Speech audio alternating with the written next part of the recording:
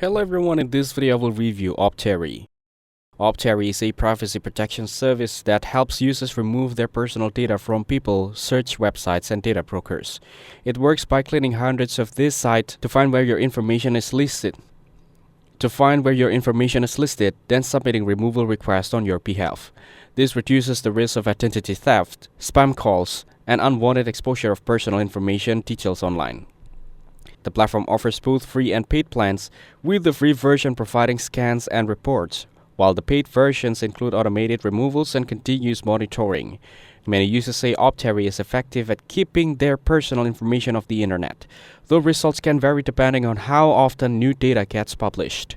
The process is straightforward. You sign up, allow Optery to scan for your details, and then it begins the removal process. The company also provides regular updates so you can track progress. However, some users mention that certain sites republish data after removal, which means ongoing monitoring is necessary.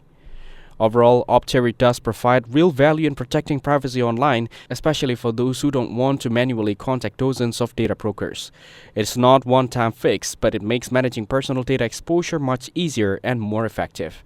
Thanks for watching. Don't forget to like and subscribe for more videos like this.